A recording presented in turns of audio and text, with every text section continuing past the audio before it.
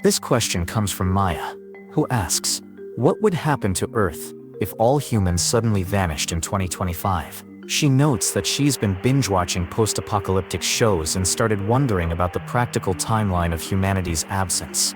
Of course, it's natural to ask not just what would eventually happen, but when exactly things would start going wrong. Spoiler, it's faster than you'd think.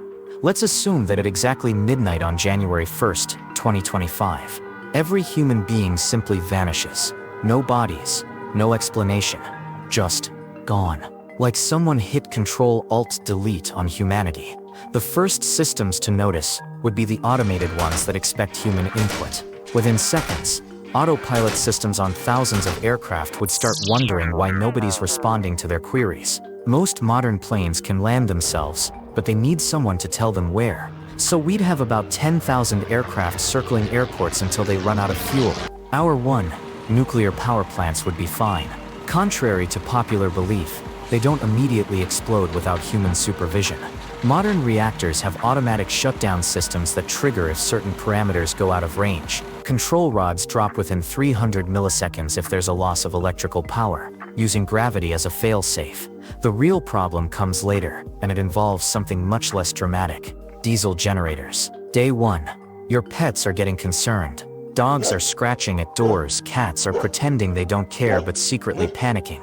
Meanwhile, the power grid starts its death spiral. Without humans to balance electrical loads, cascading failures begin. Coal and gas plants shut down first. Wind turbines keep spinning. Solar panels keep collecting. But without maintenance, they're on borrowed time. By sunset, most cities are dark. Week 1. This is when things get interesting. Nuclear reactors continue to generate heat from decay even after shutdown. What destroyed Fukushima wasn't the immediate failure, but the loss of cooling pumps. Backup diesel generators at nuclear plants run out of fuel after about a week. Without cooling, spent fuel pools start heating up. We're not talking Chernobyl-style explosions, but rather slow-motion meltdowns that would make large areas uninhabitable. About 450 nuclear reactors worldwide would begin this process almost simultaneously. The escaped pets situation reaches critical mass. Millions of dogs form packs within days. House cats, despite their attitude of superiority, last about 2 weeks before reverting to feral behavior. The real winners: rats and pigeons. Without human pest control, urban rat populations double every 50 days. New York City alone has an estimated 2 million rats. Do the math. Month 1. Chemical plants and oil refineries, without maintenance, begin failing catastrophically. The 1984 Bhopal disaster killed thousands when one chemical plant failed. Now imagine thousands of facilities failing simultaneously. Toxic clouds drift across continents. Fortunately, there's no one left to breathe them. Unfortunately, everything else still needs. Year 1. Nature begins its hostile takeover. Weeds crack through pavement with surprising speed. In abandoned cities, plants and trees grow on everything, with smaller buildings becoming completely buried under vegetation. Kudzu, that infamous invasive vine, spreads it up to 150 feet per season, turning the American South into a green hellscape. Buildings not designed for weather without maintenance start showing their weaknesses. Roof leaks become waterfalls. Freeze-thaw cycles turn small cracks into structural failures. The Hoover Dam, that monument to human engineering, keeps generating electricity for about 2 years before silt clogs the intake towers. But here's the thing about dams: they're designed to last centuries without maintenance. The real problem is the opposite: they last too long. Without controlled water releases, reservoirs overflow, causing massive flooding downstream. The Three Gorges Dam in China, holding back 39 trillion kilograms of water, becomes the world's largest water bomb with a very slow fuse. Decade 1. Cities become forests. Even steel-reinforced concrete structures like train stations, built in 1910, can survive decades of abandonment, though nature steadily reclaims them. Mosquito populations no longer controlled by human intervention explode. West Nile virus, Zika, malaria, they spread unchecked through mammal populations. The descendants of escaped zoo animals establish breeding populations. Detroit's abandoned neighborhoods already show us this process in miniature. Now imagine it everywhere. Century 1. Most traces of human civilization are gone or unrecognizable. Satellites, depending on their orbit, rain down as shooting stars or drift eternally as space junk. The Voyager probes, humanity's furthest travelers, continue their journey through interstellar space, carrying golden records that no one will ever play again. Here's the truly unsettling part. Earth would be fine. Better than fine, actually. Within 100 years, carbon dioxide levels would return to pre-industrial levels. The oceans would recover. Species we've pushed to the brink would rebound. The planet would heal from what it would probably consider a brief infection. Which makes you wonder, if we could see Earth 1,000 years after our disappearance, would there be any evidence we existed at all?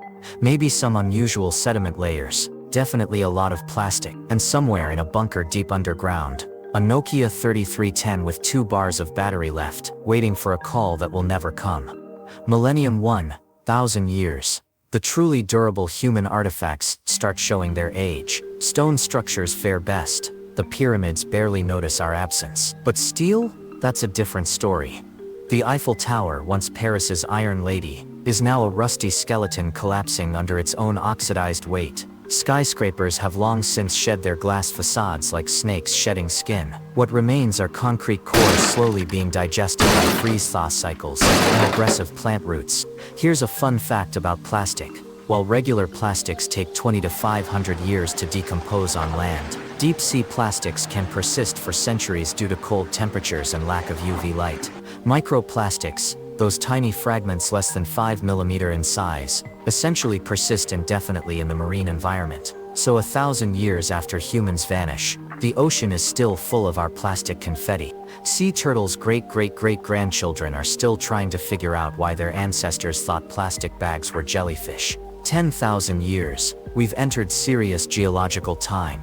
The next ice age has likely begun, though without our greenhouse gases to interfere, it arrives right on schedule. Glaciers bulldoze through abandoned cities like cosmic erasers. New York, scraped clean. Chicago, under a mile of ice. Las Vegas returns to its natural state, cold and disappointing. Mount Rushmore's granite faces erode at only 1 inch every 10,000 years, so Washington has lost maybe an inch off his nose. At this rate, the 20-foot noses won't completely erode for about 2.4 million years. Future alien archaeologists will spend centuries debating whether these were gods, kings, or really committed lawn ornaments. 100,000 years, the radioactive legacy of our nuclear age finally fades to background levels. The exclusion zones around Chernobyl and Fukushima are indistinguishable from anywhere else. Lead-lined bunkers designed to last forever have failed, their contents spilled and diluted. The only radioactive traces left are in geological strata, a thin layer of cesium and plutonium that future geologists might call the Anthropocene boundary. Bronze sculptures have survived remarkably well. They develop a protective patina that essentially makes them immortal. The Statue of Liberty, now green-black and partially buried in sediment, still holds her torch high. Well, high, being relative.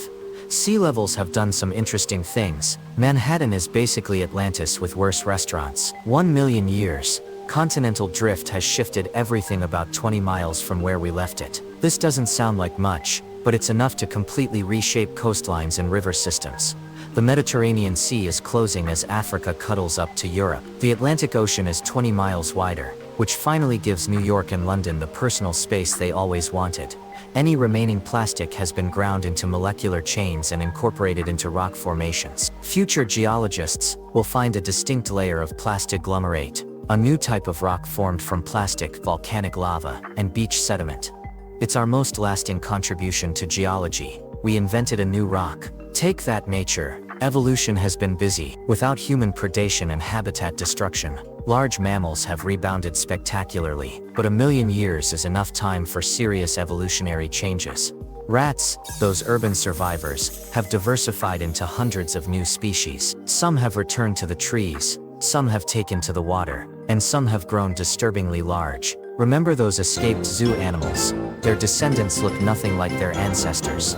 Evolution in isolation produces some weird results. The descendants of domestic cats have split into 2 distinct lineages: ambush predators that would make a leopard nervous, and surprisingly a semi-aquatic variant that evolved from populations trapped on flooding coastlines. They hunt fish with retractable claws and pure spite. Even in our absence, cats remain terrifying. 5 million years. Now we're talking serious geological time. The Grand Canyon is 20% deeper. The Himalayas are 50 feet taller. They're still growing. The East African Rift has widened enough that it's becoming a new ocean. Geography textbooks would need serious updates, if anyone was around to write them. The faces on Mount Rushmore are still recognizable. They've only lost about 2 feet of detail, but the surrounding rock has weathered differently, making them look less like presidents and more like Easter Island statues' confused cousins. Whatever species has achieved intelligence by now probably thinks their warnings about the dangers of representative democracy. The fossil record from our era is bizarre. Future paleontologists find a layer where biodiversity suddenly crashes, then explodes in weird directions. They find fossilized chickens on every continent, more chicken bones than any other bird species combined. They puzzle over the evolutionary pressure that could have created such successful creatures. The answer, of course, is buffalo sauce. Here's the kicker: after 5 million years, Earth shows almost no evidence we ever existed. Our satellites have long since burned up or drifted away. Our cities are geological formations. Our radioactive waste is background noise. The planet has healed, evolved, and moved on. The only reliable evidence of human civilization might be some oddly pure copper deposits from our electrical wiring, unusual isotope ratios in ice cores, and those plastic rock formations.